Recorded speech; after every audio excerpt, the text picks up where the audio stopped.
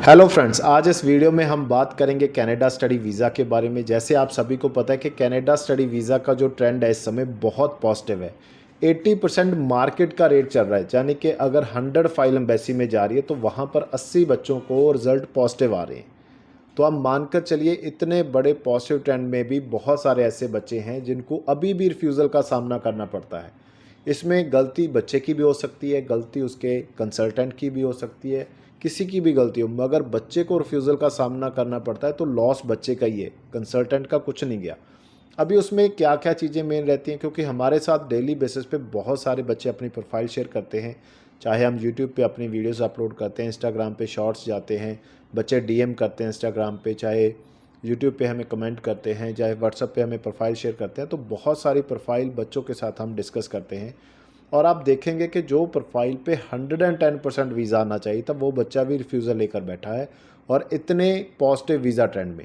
अगर आप भी कनाडा अप्लाई करना चाहते हैं, चाहे जैन टेक है आपका, चाहे मई चाहे सितंबर, तो कम से कम इस वीडियो को लास्ट तक जरूर देख लेना। जो मेन रीज़न हमें लगता है कि आपको जो रिफ्यूज़ल का सामना करना पड़ता है उसको मैं डिस्कस करूंगा, और 4 क्वेश्चन जो सबसे बड़े क्वेश्चन है किसी भी प्रोफाइल के लिए वो मैं इस वीडियो में डिस्कस करूंगा। आप सभी से रिक्वेस्ट सिर्फ इतनी है कि इस वीडियो को लाइक और शेयर और हमारे इस यूट्यूब चैनल को सब्सक्राइब जरूर कर लीजिए।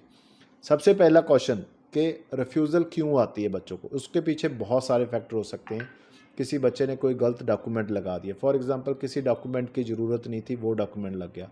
किसी बच्चे ने प्रोग्राम गलत चूज़ कर लिया, किसी बच्चे ने रेलेवेंसी नहीं चेक की, किसी बच्चे ने उसका ड्यूरेशन नहीं चेक किया, किसी बच्चे ने ये नहीं चेक किया कि उस प्रोग्राम का लेवल क्या है, किसी बच्चे ने ये नहीं देखा कि वो किस कॉलेज यूनिवर्सिटी में है।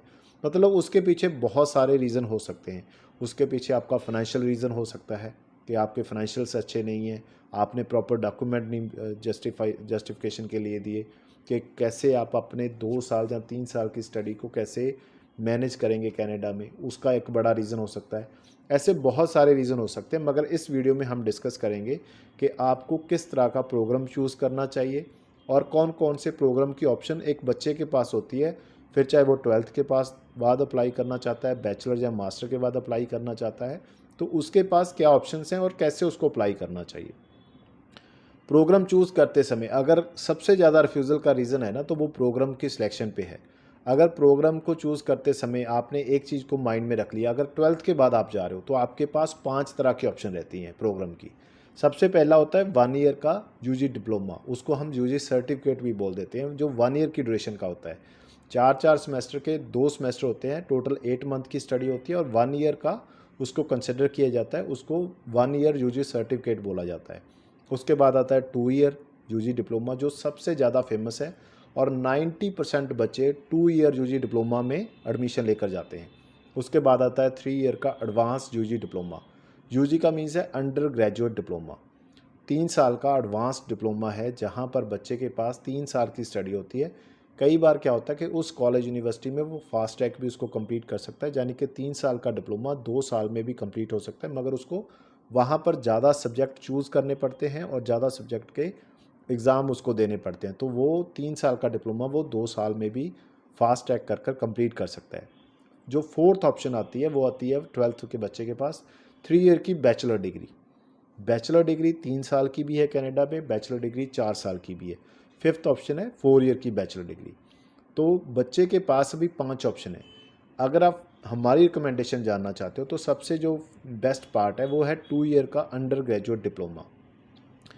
कोई भी बच्चा अगर कनाडा में जाकर स्टडी करना चाहता है तो वो इंटरनेशनल स्टूडेंट के रूप में वहाँ पर जाता है।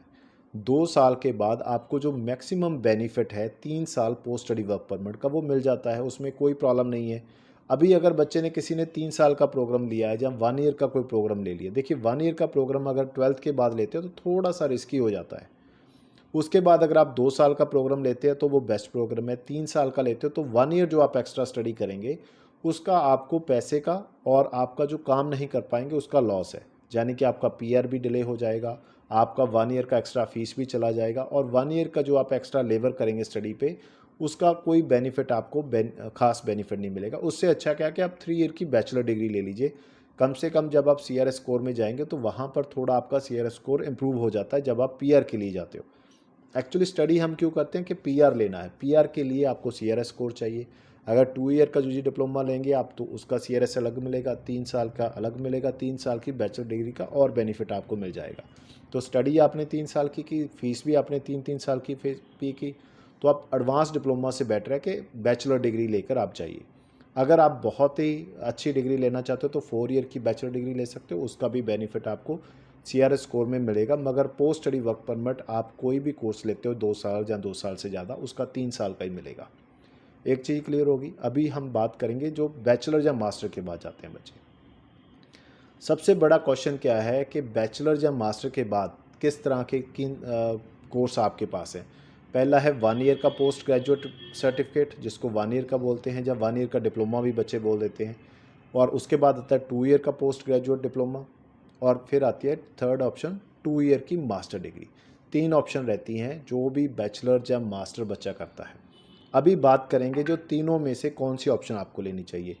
जो बैचलर वाले बच्चे हैं उनके लिए हमारी जो रिकमेंडेशन रहती है कि आप कोशिश करें 1 ईयर का प्रोग्राम लें, ज़्यादा से ज़्यादा 2 ईयर का ले लीजिए।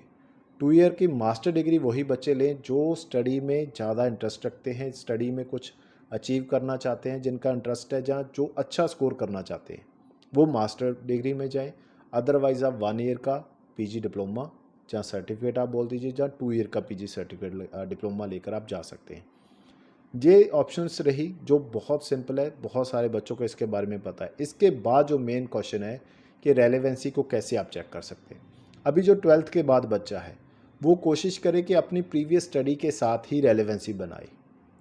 अगर आपकी प्रीवियस स्टडी के बाद कोई गैप है 2 साल 3 साल का, तो उस गैप को आप एक्सपीरियंस के साथ भी कवर कर सकते हैं। उस गैप को आप डिप्लोमा लगाकर उसके बाद एक्सपीरियंस के साथ भी गैप कवर कर सकते हैं। मगर अपनी जो रेलेवेंसी है प्रोग्राम की, वो कोशिश करें कि आपकी प्रीवियस स्टडी के साथ ही मैच होती हो।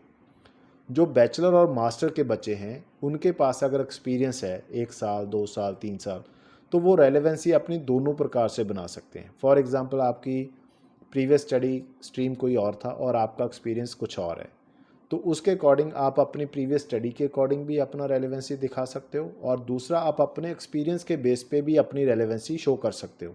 तो आपके पास दोनों ऑप्शन है।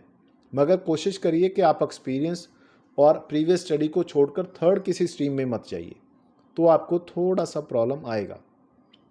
इसके बाद बहुत बड़ा क्वेश्चन, जो नेक्स्ट बड़ा क्वेश्चन है कि क्या हमें कोई डिग्री जो हमने की हुई है, फॉर एग्जांपल किसी बच्चे ने जहाँ पर 1 साल का 2 साल का डिप्लोमा किया है, क्या उसको हाइड कर कर हमें कोई फेक डॉक्यूमेंट लगाना चाहिए। या किसी बच्चे ने बैचलर डिग्री कंप्लीट की हुई है, क्या उसको हाइड कर कर +2 के बेस पे हमें जाना चाहिए, 12th के बेस पे हमें जाना चाहिए। जहाँ किसी बच्चे ने मास्टर डिग्री किया, हम उसको हाइड कर दें और हमें बैचलर के बेस पे जाना चाहिए। पहली चीज़ तो हमारी रिकमेंडेशन यही रहती है कि जो डॉक्यूमेंट आपके पास जेन्युइन है आप उसको ज़रूर शो करिए। अगर आप उसी के बेस पे जाते हैं तो उसका कोई नेगेटिव इम्पैक्ट आप पे नहीं पड़ता। एक बच्चे की प्रोफाइल मैंने आपके साथ पहले भी डिस्कस की थी कि अगर एक बच्चे ने बैचलर डिग्री की है और उसका कंसल्टेंट उसको बोल रहा है कि आप bachelor degree BSc non medical की मैं बात कर रहा हूँ, और उसमें भी उसका स्कोर 60% से ऊपर है, यानी कि फर्स्ट डिवीज़न की डिग्री है और रेगुलर डिग्री है, उसको हाइड कर कर उसको अंडर ग्रेजुएट डिप्लोमा देने की बात कर रहा है, तो ये बच्चे के साथ बिल्कुल बिल्कुल उसको, यानी कि उसका माइंड है ना जो वॉश करने की बात हो रही है, उससे धोखा हो रहा है उस बच्चे के साथ। तो आपको ऐसा कुछ नहीं करना, क्योंकि जो 3 साल की बैचलर डिग्री है उसका कल को आप जब PR होंगे वहाँ पर, तो उसका CRS स्कोर का बेनिफिट भी आपको मिलेगा। उसके बाद अगर किसी बच्चे के पास जहाँ पर 2-3 साल का गैप है और वो कोई गैप डॉक्यूमेंट नहीं लगाता, वो बच्चे के साथ भी बहुत सारे कंसल्टेंट बोलते हैं हम तो गैप कवर ही नहीं करते सर, हमने बच्चे का 3 साल का गैप था हमने कवर ही नहीं किया। जब आप PR के लिए जाते हो और अगर आपका 2-3 साल का एक्सपीरियंस है, तो अदर कंट्री के 2-3 साल के एक्सपीरियंस का पॉइंट भी आपको CRS स्कोर में मिलता है जब आप PR के लिए अप्लाई करते हो। तो आपको उसको ज़रूर मेंशन करना चाहिए वहाँ पर, जिसका बेनिफिट आपको वहाँ पर जाकर मिलता है। उसके बाद जो बच्चे अपनी कोई भी डिग्री हाइड करते हैं, आपको किसी तरह की अपनी डिग्री हाइड करने की ज़रूरत नहीं है। अगर आपका IELTS PT का स्कोर कम है इस समय, तो ओवरऑल 6 एक में 5.5 के बाद भी आप आफ्टर बैचलर मास्टर हमारे से ऑप्शन ले लीजिए। और ऐसा नहीं कि किसी भी प्राइवेट कॉलेज की, गवर्नमेंट कॉलेज की ऑप्शन आपको मिल सकती हैं। ओवरऑल 6 हो आपके, एक में 5.5 भी हैं, आपने बैचलर मास्टर किया है, तो भी आपको ऑप्शन मिल रही हैं, तो आप क्यों ले रहे हो, मुझे ये नहीं समझ आ रहा। दूसरी बड़ी चीज़ क्या है कि किसी भी डिग्री को हाइड करते हो आप। वो तो आपका जेन्युइन डॉक्यूमेंट था जिस पे आपने 1 साल 2 साल 3 साल लगाए, और जो डॉक्यूमेंट आप लगा रहे हो वो फेक डॉक्यूमेंट है। कल को कोई भी वेरिफिकेशन होती है, फिर चाहे आप कनाडा में हैं, चाहे आप पीआर में चले गए, चाहे आप वर्क परमिट पे हैं, अगर वेरिफिकेशन में कोई भी डाउट आ जाता है तो आपके लिए एक बड़ा रिस्क है। कहीं आप अपना जेन्युइन डॉक्यूमेंट छोड़कर एक फेक डॉक्यूमेंट में जा रहे हैं, तो वो अपने आप को आप प्रॉब्लम में लेके जा रहे हैं, बेनिफिट नहीं हो रहा आपको उसका। उसके पीछे रीज़न क्या है कि अगर कोई बंदा आपको ये बोल रहा है कि इस डिग्री को आप हाइड करिए, इसकी जगह मैं आपका एक्सपीरियंस बनाऊंगा, तो वो बंदा आपसे पैसा चार्ज करने की बात कर रहा है कि वो एक्सपीरियंस का पैसा वो मुझे मिल जाएगा। हमारी कोशिश होती है कि जो भी जेन्युइन है उसी डॉक्यूमेंट के साथ आप अप्लाई करें। अगर फिर भी जेन्युइन कोई आपका गैप है तो उसको फिल ज़रूर कर लीजिए। उसको फिल करने के तरीके बहुत हैं, ऐसा नहीं कि आपने बहुत बड़ी अमाउंट उसके लिए पे करनी है। जो भी आपके नोन लोग हैं आप उनसे बना सकते हैं, जो आपके नोन है वो आपको कभी भी प्रॉब्लम क्रिएट नहीं करेंगे। अगर फिर भी है तो बहुत कम खर्चे में आप बनवा सकते हैं, वो भी आपके लिए एक सोल्यूशन है।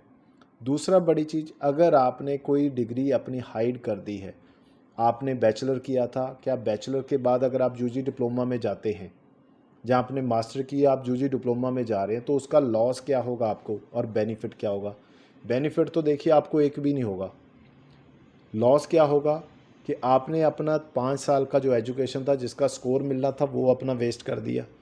वो 5 साल की जगह आपने पैसा पे किया किसी कंसल्टेंट को, उसने आपका एक फ़ेक डॉक्यूमेंट रेडी किया और वो आपकी फ़ाइल में लगा दिया।